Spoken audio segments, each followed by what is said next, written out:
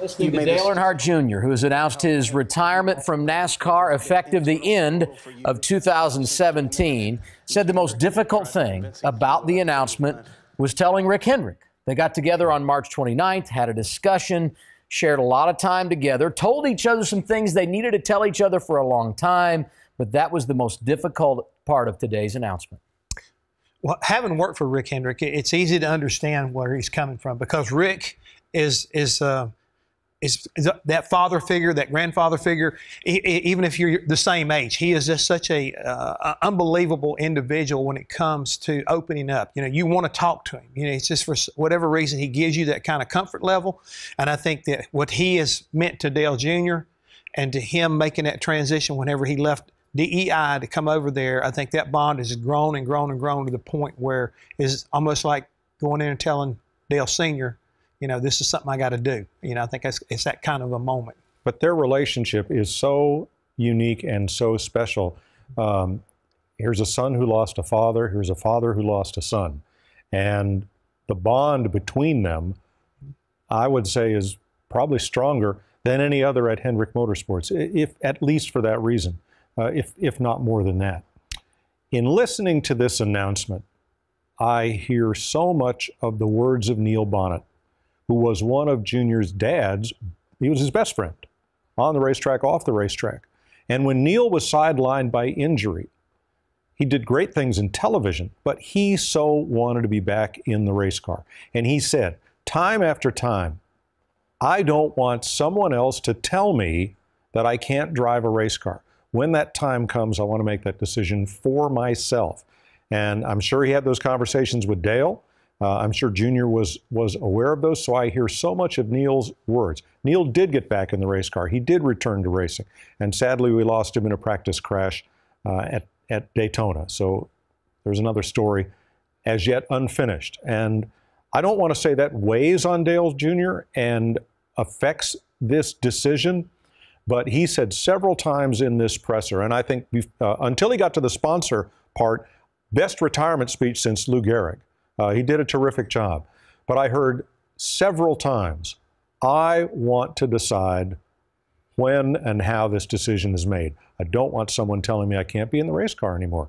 So I think just being able to make that decision gives him peace.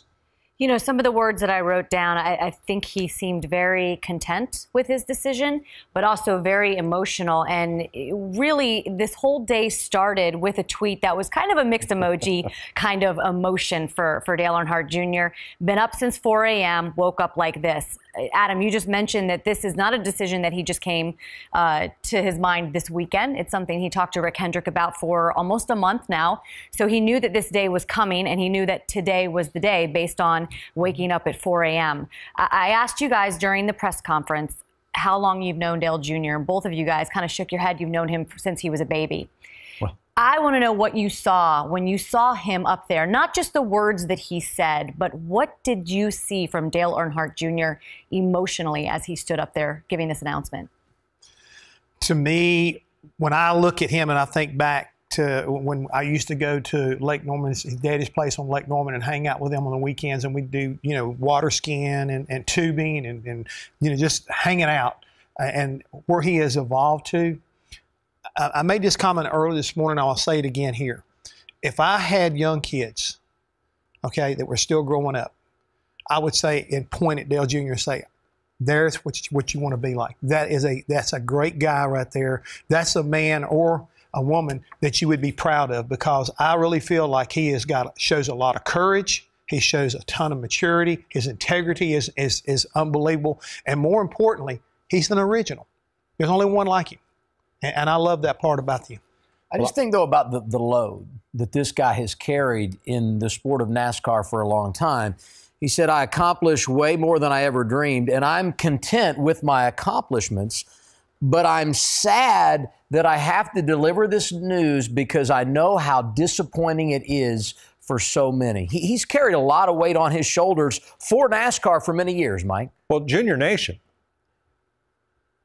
I believe a Sports Business Journal tweeted this morning in an interview with someone at Junior's company that he accounts for 25% of the driver merchandise sold in NASCAR.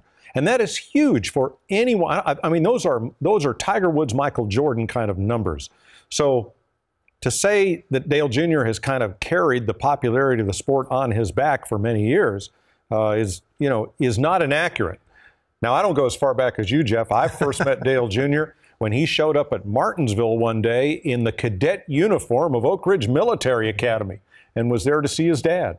And I guess it rained, ended up going to a movie with some friends. But that was my first encounter with him around the racetrack.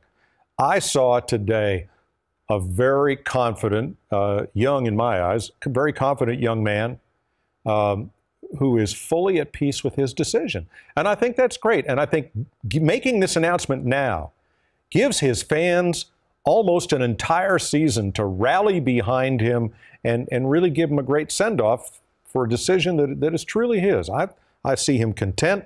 I see him happy, certainly concerned about the sport and its future and maybe his role in it. But I think he did a great job.